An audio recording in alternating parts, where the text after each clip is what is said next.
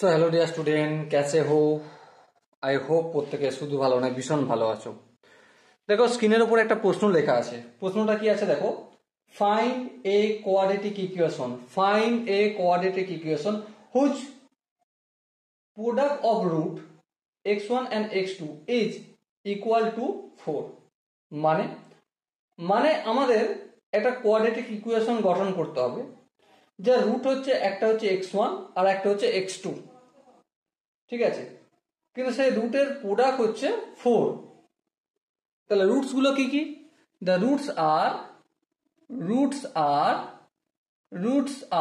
গুলো কি কি? একটা হচ্ছে x1 আর একটা হচ্ছে x2। আর কি ইনফরমেশন দেওয়া রয়েছে? The product of the roots are equal to 4, মতলব মানে x1 into x2 equal to 4, এই ইনফরমেশনটা দেয়া রয়েছে। কি করতে বলা হয়েছে আমাদের? স্যাটিসফাইং করছে এই রিলেশনটা। কোন রিলেশনটা? x1 আপন x1 মাইনাস 1 প্লাস x2 আপন x2 মাইনাস 1 ইকুয়াল টু 2, এই রিলেশনটা স্যাটিসফাইড করছে।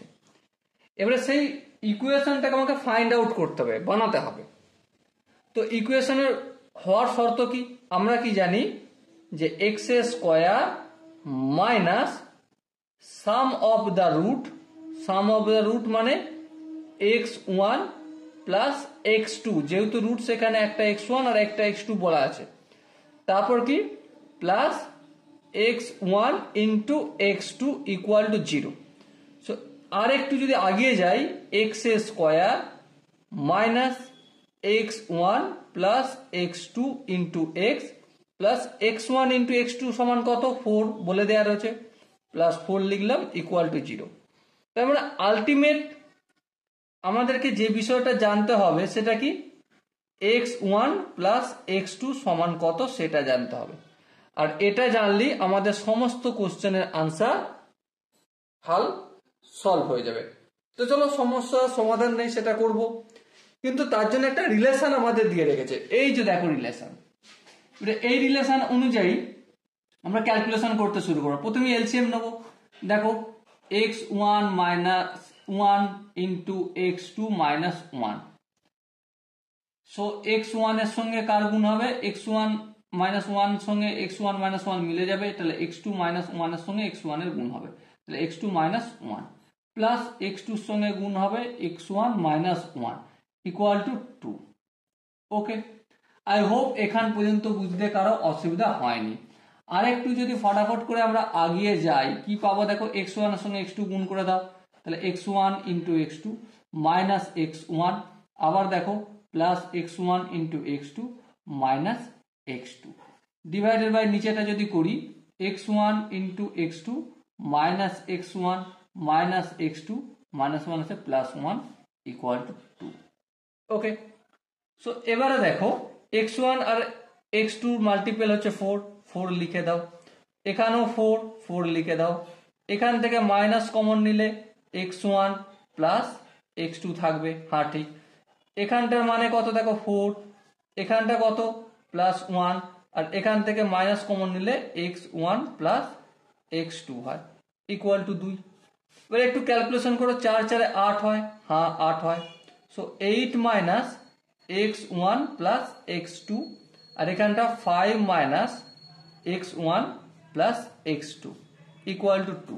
এবারে কোনাকুনি গুণ করো, দুইটা উপরে আছে তাহলে হরের সাথে গুণ হবে, তাহলে যদি হয় 8 মাইনাস x1 প্লাস x2 থাকলো, আর এখানটা 5 দুগুণে 10 minus 2 into x1 plus x2।